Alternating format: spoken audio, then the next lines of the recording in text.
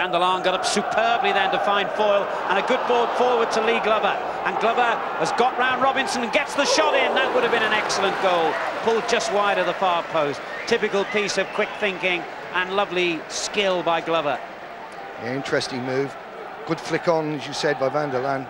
It's a nice touch to it, and Glover was quickly onto it.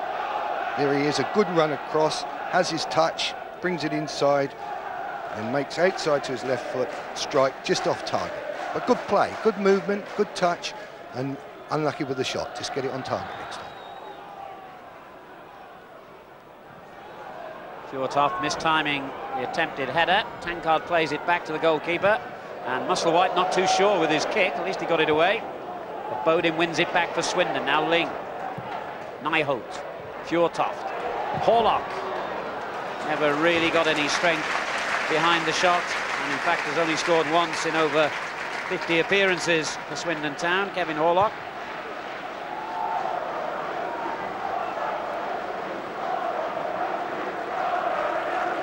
Sandeman.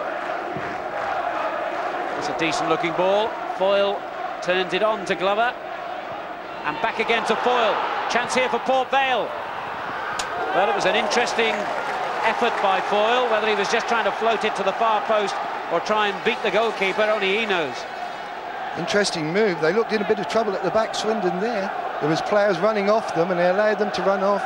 Cross was just slightly overweighted, otherwise they were in with a good chance there, Port Vale. It was a good creation and good opening made. They've got big Gareth Griffiths, 6'4" on the near post, but it never reached him. It comes back out to Porter, who didn't catch it properly either. Well played, Andy Much, then.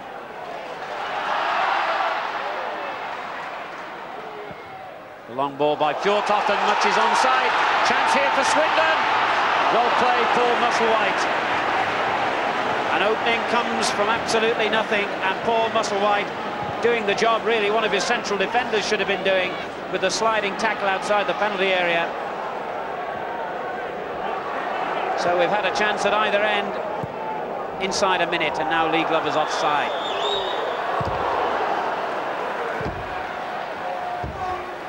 Came from nothing, this, John. Yeah, it was a good move, actually. It's a good run. I doubted whether he's offside, but when the ball's played, I think he's level, so therefore he's okay. He's gone through, just overweighted his touch here. His touch needed to be a little bit better, but Musselwhite came and spread himself really well. It's a good save by the goalkeeper, Musselwhite.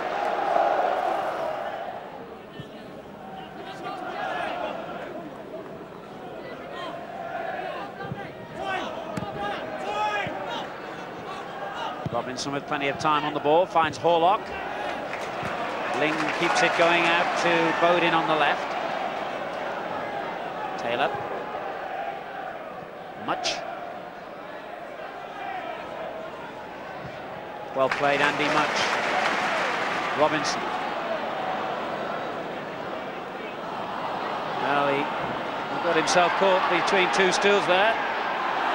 And Porter comes out with the ball for Port Vale. And nobody seems able to keep it for long enough, but now Port Vale looking good on the break here. This is Kent. Foyle inside the penalty area, but could only flick it back for Jeffers, who'll do well to keep that in. Throw in to Swindon. There was a couple of examples there of how difficult it is. The ball will stick in the long grass. It won't roll as quickly, and therefore you'll see players falling over and stumbling and making mistakes.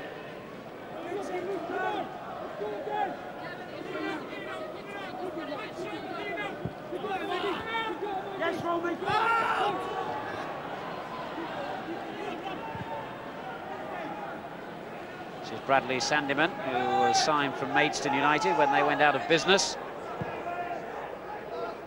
20 minutes gone here, still 0-0 as Glover turns it forward for Foyle. Fenwick's interception, then Kent picks up the loose ball and finds Foyle inside the penalty area. But once again, he looked for that far post, but once again, his judgment wasn't quite spot on. That's disappointing for me, because Foyle has done well to get in there, and for me, he should be striking that ball at goal, because the goalkeeper, if it goes in really hard, here it is, the ball is played in behind there, He's got to look to be striking that ball at the target and hope the goalkeeper will make a deflection out to the oncoming forwards. He's had a good pre-season, I gather, Martin Foyle, and has been top scorer at Port Vale in 2 of the last 3 seasons, but hasn't quite got his sights set properly yet.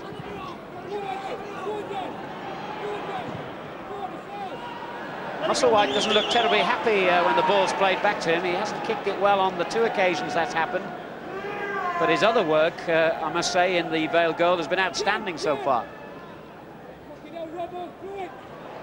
Fjortoft. And that's a great effort! Oh, what a superb goal by Fjortoft!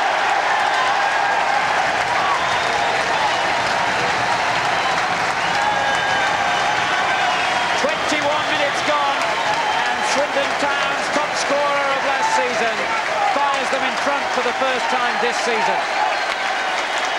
Brilliant finish. Flick on here, and he's on the turn, and he's right foot volley, a tremendous strike, wonderful strike.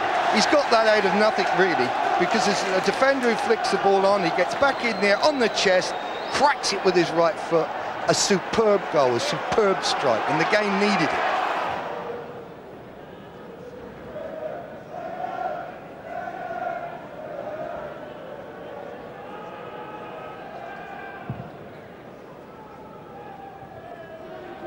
Fennick's clearance. Van der Laan. Measured ball for Jeffers, but Robinson was in there quickly. £600,000 last month from Newcastle United, Mark Robinson, the highest fee Swindon have ever paid for a player. Began his career, in fact, at West Bromwich Albion.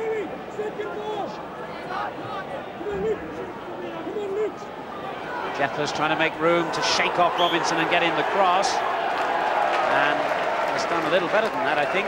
The referee seems to have given Vale the free kick here for a foul by Robinson. So that's the signal for big Gareth Griffiths to come forward again. Cost only £1,000.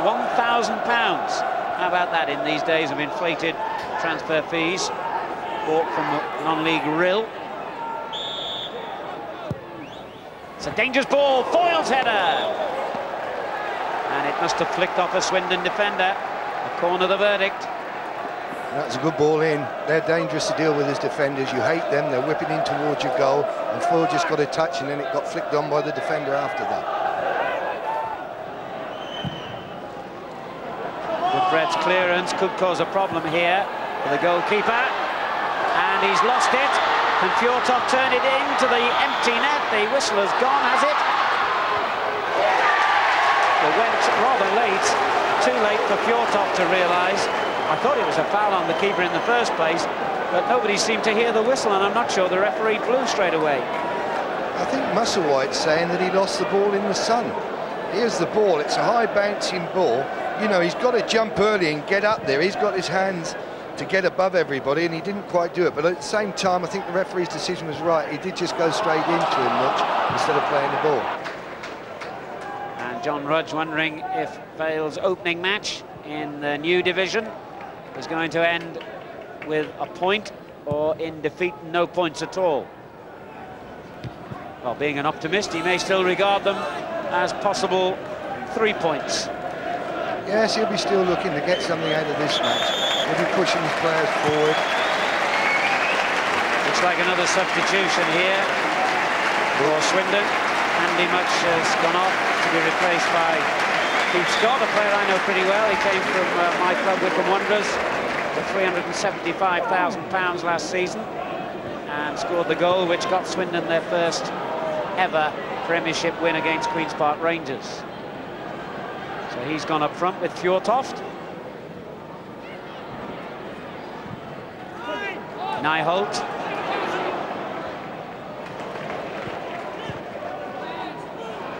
And again, poor ball, easily cleared by Griffiths. Whitbread under pressure, but nonetheless finds Horlock. Goes forward to Scott, and he's offside.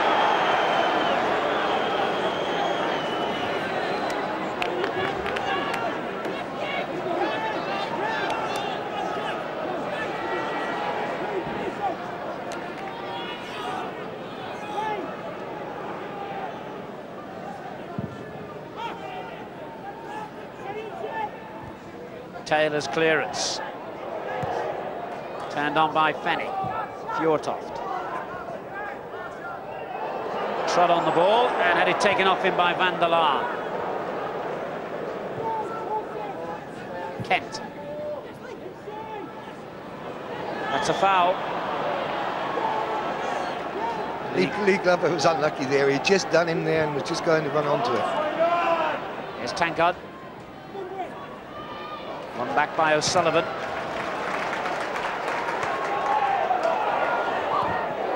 Scott tried to close Glover down, but Glover still has the ball and plays it dangerously into the penalty area to Lee Glover, and that really was a dangerous moment for Swindon.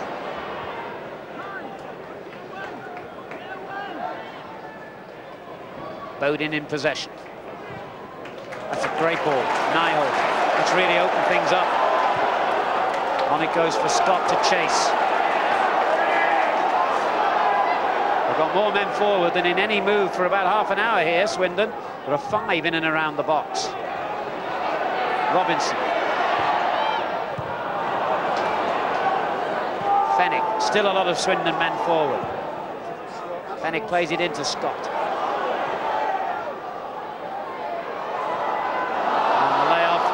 Just kept possession there, O'Sullivan, Robinson, and in the end, Swindon just had enough numbers to get the ball back again, as O'Sullivan plays it into Scott.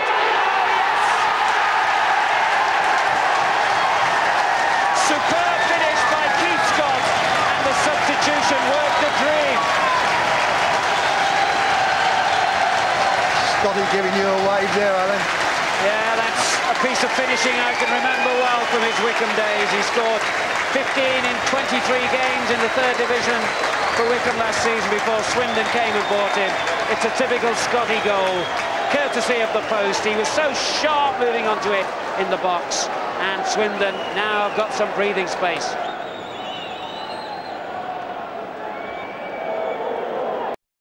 The score for Swindon last year. This season, his barren spell lasted just 20 minutes. Using the extra half-inch that a Premiership defender may not have allowed him, the Norwegian striker blasted Swindon into a first-half lead. Keith Scott has a point to prove too, and yesterday he proved it. His long right leg getting there first and giving Swindon the perfect start to life back in Division 1. It was all marvellous for the fans of Swindon Town. The Port Vale keeper under pressure quite a lot and had a habit of putting the ball into touch. But this is where Swindon can be most dangerous, building up. Martin then leaving the ball for Robinson. There's the keeper, Musselwhite, who's put his team under pressure. The ball comes in from a throw-in.